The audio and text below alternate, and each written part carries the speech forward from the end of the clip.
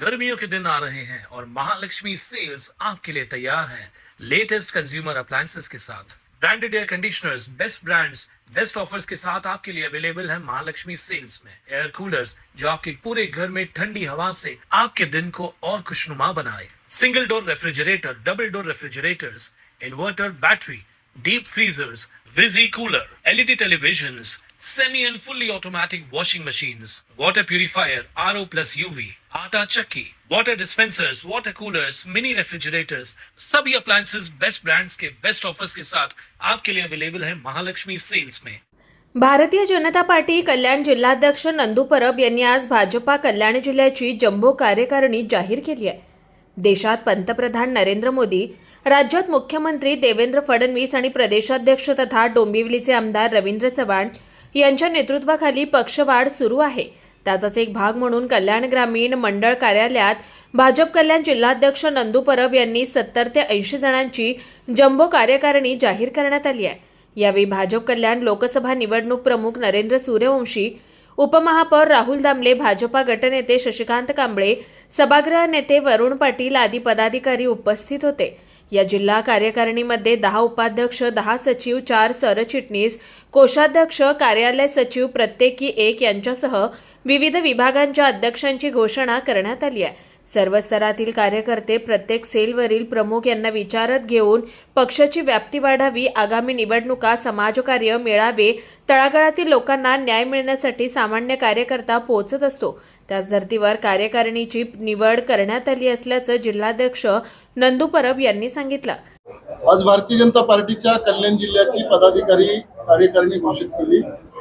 आमचे जिल्ह्याचे अध्यक्ष नंदूजी परब यांनी आज सगळ्यांना आपली नावं सांगितली। रवींद्र चव्हाण साहेब यांच्या मार्गदर्शनाखाली जिल्हा कमिटी स्थापन झाली। कसं असतं, भारतीय जनता पार्टी हा सगळ्यात मोठा पक्ष आहे। भारतीय जनता पार्टीमध्ये कार्यकर्त्यांची संख्या एवढ्या मोठ्या प्रमाणात आहे, त्यामुळं कुणाला कसं कसं कुठं बसवायचं आणि कुठली जबाबदारी द्यायची याकरता थोडंसं सगळे विचार विनिमय करून बसत असतो आम्ही।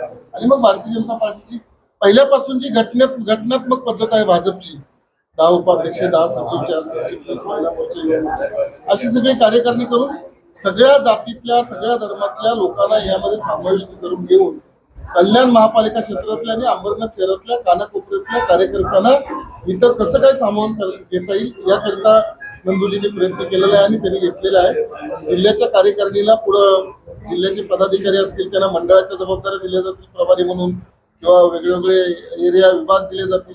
त्या ठिकाणी संघटना वाढवण्यासाठी काम केलं जाईल आणि पहिल्यापासूनच भारतीय जनता पार्टी हे संघटनात्मक 100% वाढवण्याकरता आपण सगळेजण प्रयत्न करतो। त्यामुळे जिल्ह्याच्या कार्यकारिणीला आणि नंदूजीला मनापासून शुभेच्छा। 10 उपाध्यक्ष या जिल्ह्यावरती नेमलेले आहेत, 10 सचिव, 4 सरचिटणीस, महिला आघाडी, युवा मोर्चा, असे 7 मोर्चा आहेत। अशी पूर्ण एक 80 जणांची टीम बनवलेली आहे।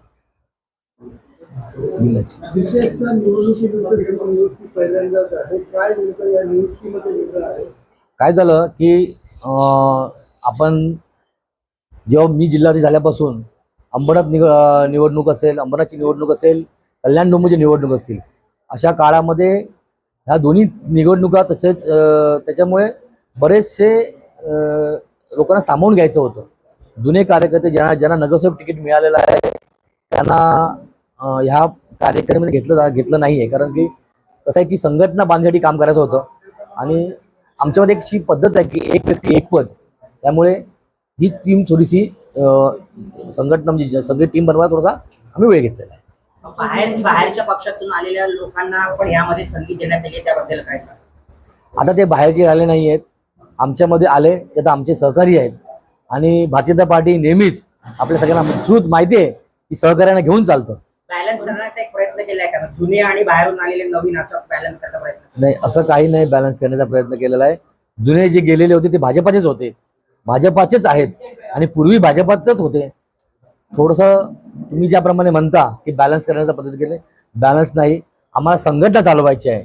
संघटनेमध्ये बॅलन्स नाही, एकता चालते, ते एकेवर आम्हाला काम करायचं। निवडणुकीमध्ये जे विरोधामध्ये अपक्ष म्हणून उमेदवारी लढलेले उपमहापौर यांच्या समोरच आपले बुधाराम सर होते, त्यांना देखील तुम्ही पद दिलेले, त्यांना देखील त्यांनी आमच्याकडे माफीनामा दिला होता तो माफीनामा आम्ही शिस्तभंग समितीकडे पाठवला आणि शिस्तभंग समितीने तो त्यांची माफीनामा मान्य केला, म्हणून त्याला आम्ही घेतो.